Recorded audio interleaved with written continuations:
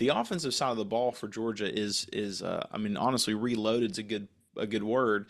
Carson Beck, as you mentioned, right up there in the Heisman voting, getting already having a good running back room with guys that were backups last year, but will have a better role this year. Then adding ETN from Florida, and the receiving rooms already has been full. Then you add Vanderbilt's essentially best player in wide receiver and Landon Humphreys, who's a good, that's a good wide receiver 4 or 5 right there. Yeah. The defense has always been something that Georgia can lean on. Is would you say that is where the maybe not weakness, but the question mark is this season, or is it another spot?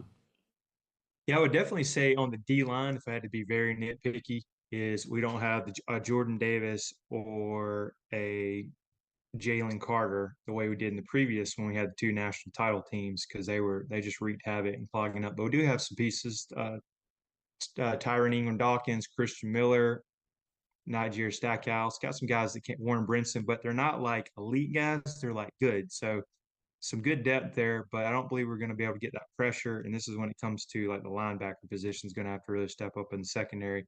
So if I had to really nitpick, I'd say questions in a good way.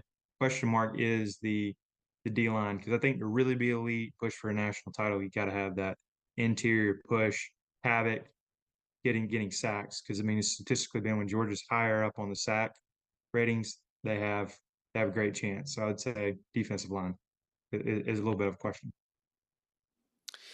And take us to the matchup with Mississippi State and Georgia.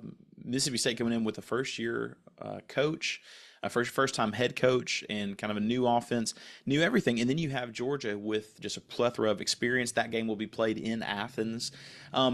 Fast forward to October 13th. It's the day after the game.